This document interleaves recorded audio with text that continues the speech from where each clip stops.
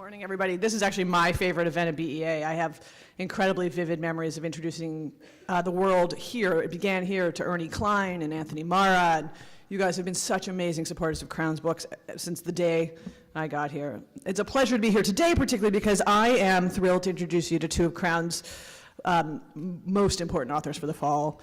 The first is The Fifth Petal by the marvelous Brunonia Barry. I'm sure many of you know Brunonia, who goes by Sandy, or Bru, I learned today.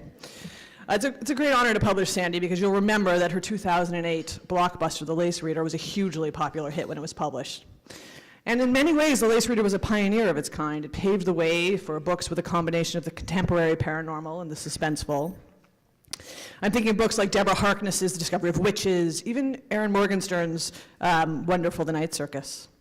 The Lace Reader is memorably the story of a woman named Towner, who has a tragic past, but also a gift. She can read people's future and lace. And if you'll forgive the pun, her story is laced with, sorry, maybe you don't have to forgive that one. It's a great crime plot. It's a twisty and genuinely suspenseful novel. And it presented very compellingly a vision of modern-day Salem, Massachusetts, which is a particular fascination of mine. Everything there in Sandy's vision is just a little bit otherworldly. And she created a town and a setting and a cast of characters that were frankly unforgettable. But now The Fifth Petal takes us back once again to Sandy's Salem, and I believe that with The Fifth Petal, readers will fall in love with her all over again. This new novel is as mysterious and compelling as her first. A suspicious death in the present day takes us back to Halloween night, 25 years earlier, and it reopens an unsolved cold case, a triple homicide, the slashing of 3 beautiful women, all of whom were descendants of accused Salem witches. The main suspect then and now is a famed Salem witch trial historian, John Rafferty, the very decent chief of police who's now married to Towner, and Callie, the daughter of one of the victims, have to make sense of what might have happened all those years ago. And they soon uncover a dark chapter of Salem's past that many would rather stay hidden. In the world of The Fifth Petal, the question that grips you is whether a dangerous mythical force is to blame for this dark and terrible crime. And every twist and turn brings you closer to the answer.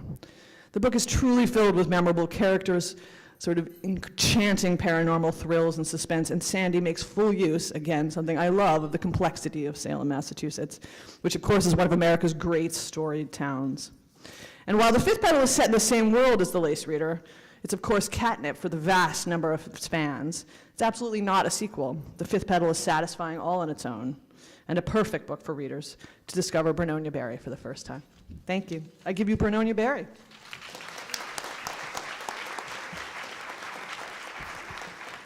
Hi, everyone. Thank you, Molly. And thank you, Library Journal. This is just great to be here. And if you drink coffee, you're probably more awake than I am.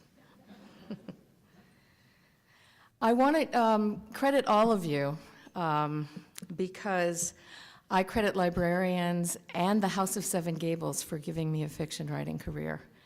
I was a tour guide at the House of Seven Gables when I was 16. My mother had gotten me the job. It was sort of an end-of-season job, and someone had gone back to college, and she wheedled a position for me. And I thought I was really good at it, but they fired me. And they fired me for making up stories. And I was rescued by a librarian.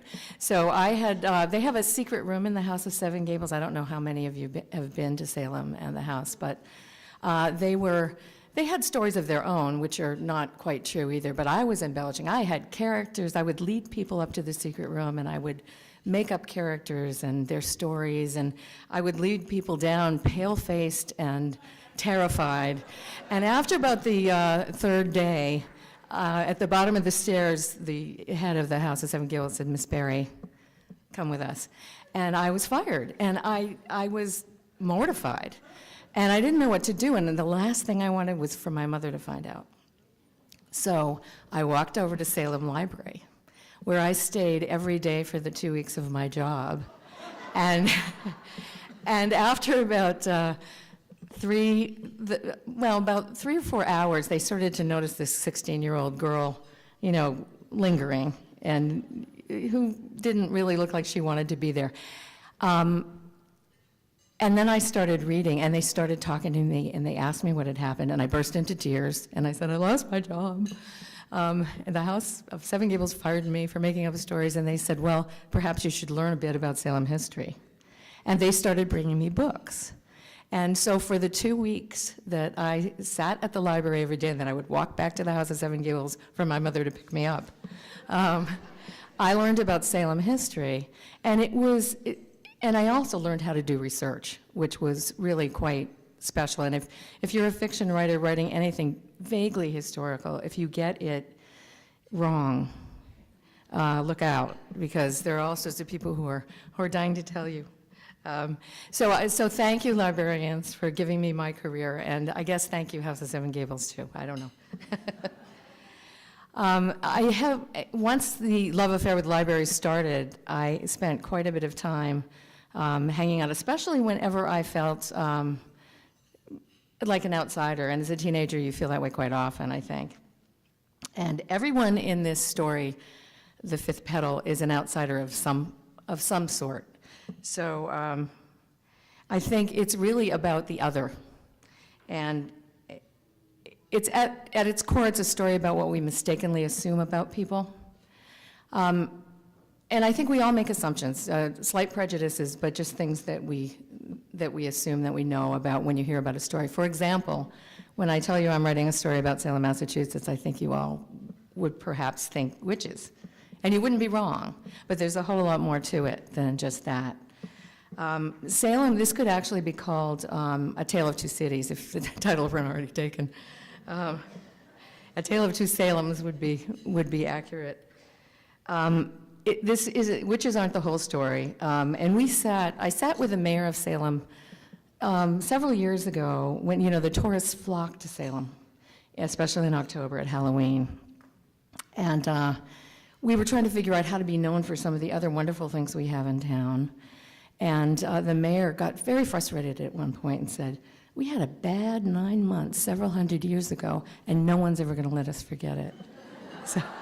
And I thought, that's true. And so now we try to bring them to Salem for that and then show them some other things. Stacy Schiff said in the New York Times article, "First kill the witches, then celebrate them." And I would add, and then sell the T-shirt.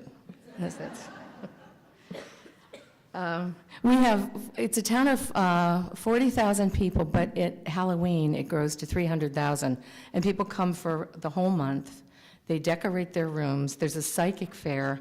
A few years ago, we had to learn how to license psychics in town. And that's an interesting thing to do. As Rafferty in the book says, how do you license a psychic? Do you just get a reading and wait a month and see if it works? So that's one way. But it's a very strange town when it when it swells during October. And October is starting as early now as May. So at the height of the season, they retry Bridget Bishop, who was the first of Salem's accused and hanged, several times a day. And what they do is drag her through the streets, enlisting the tourists to retry her. And as long as the tourists are in a good mood, she's found innocent. But if they're not, once in a while she's found guilty. We don't hang her, so I think it's okay. But there's another Salem. We are a haven for about 3,000 neo-witches who, because of our dark history, have found a safe haven in Salem. But we're also the cultural center of Boston's North Shore. And we have, the abolition movement was very big in Salem. Suffrage was big. The first blood of the revolution was actually Salem, not Lexington and Concord. Great architecture, et cetera. But the best thing we have is that we have 5 libraries. And we have the Salem Public Library. Yeah, is that great? Salem Public Library, which is the one I was talking about, where the librarian helped me and started my career. And we have Salem State Library. We have a law library that was absolutely instrumental in getting this book done. And one of the things you might not realize is that innocent until proven guilty came out of the witch trials. So it's cited as an example of why we need innocent until proven guilty. So that's a great thing about it. We have the Phillips Library, and we have the Salem Athenaeum. The Phillips Library has all the records of the Salem witch trials, and that's where I did the research for most of this book. So Fifth Petal is a combination of the two Salems. History casts a very long shadow in Salem, as you can imagine. We are always living in our history. And I think there's a generational guilt that goes along with living in a place like Salem. And I think I'm in touch with a class who was studying the Lace Reader in Dusseldorf, Germany, and I think they're the only ones other than the Salemites who understood what I was talking about when I mentioned that. But in the book, in the Fifth Petal, Rose, who the story really centers around, believes that the generational guilt that the Salemites feel will not be relieved until the real site of the Salem hangings is found and memorialized. And what you probably also don't realize is that we have Gallows Hill, which for years we thought was the site of the executions, but it isn't. The real site is a place called Proctor's Ledge, which stands behind a Walgreens parking lot, which is not really a great tourist site. So Salem wasn't all that willing to commemorate it until recently. But I think now that will change a bit. Rose is an interesting character because she is also a librarian. So this actually, if you believe the things I write, which I do, is our 6th library in Salem. She runs a place called the Center. And Rose has been blamed for the murder of the 3 women back in 1989. And she's been tried in the court of public opinion, though there's no evidence to support this. But she has been made other by the town. And she, once a noted historian and scholar of the witch trials, she now is homeless and has spent a year in a hospital after the murders because she was severely traumatized by it. And the whole town is really treating her as if she's other. And Rose has a quote in the story that I think is appropriate. And that is, tell me what you want and I'll tell you who you think you are. Tell me what you fear and I'll tell you who you really are. The murder of the 3 women is exacerbated by not a murder, but a death of a young man that happens in 2014. And the whole story comes back to light, and Rose is once again blamed. And it is up to Rafferty, John Rafferty, who if you read The Lace Reader, you might recognize from The Lace Reader, and to Callie Cahill, who was the daughter of one of the victims, to solve the murder. Just one interesting thought about doing research, and thank you again for teaching me how to do it. When I was doing my research, I found, as many Salem scholars have, that this hanging site was not the real hanging site. We know it's now in Walgreens parking lot. But one of the things you might not know is that the bodies of the executed disappeared soon after the hangings. One by one, they started to disappear, and no one's ever really figured out where they were, nor proven that they've disappeared or were ever there. With this new hanging site that will be commemorated by Salem, finally, we have that has been proven. But I took a chance in the book, and Rose believed that Gallows Hill, which we thought, we assumed Salem had built gallows for the hangings, for the executions.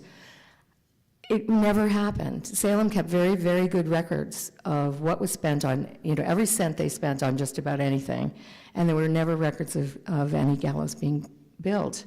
And Rose believes there was a tree, particularly a hardwood tree, an oak, that was used as the hanging tree. And it had to happen in a spot where you could see it from town, because this was a cautionary tale, the wages of sin. And the townspeople had to look at the hanging bodies. So she feels that she has to find the tree and she has to find the bodies, and she's absolutely obsessed with this. As I was doing my research, I took quite a chance on speculating that this was indeed a hardwood tree, but my research revealed that it was. But I thought, oh boy, I'm going to get fired from fiction writing now if I get this wrong. So as we went to print with the ARCs, it was proven that the site is different, There were no bodies left afterward. They disappeared, and it was a tree. So I feel that that's a bit of magic that happened for the sake of the book. And I would credit librarians for teaching me to do research, and my own nerve, I guess, for taking a chance on it. It's been a lot written lately about how reading fiction increases empathy or enhances it. And I think that's absolutely true. I would expand that to say that the collaboration between the writer and the reader and the imagination of the reader is what really greatly enhances it. And I really want to thank all of the librarians for putting books into people's hands as they did in mine. And I will end with a quote from Colin McGann. I saw him a week ago at Grub Street, and we were talking about other. And he said, in the act of imagining what it means to be other, we actually become ourselves. Thank you.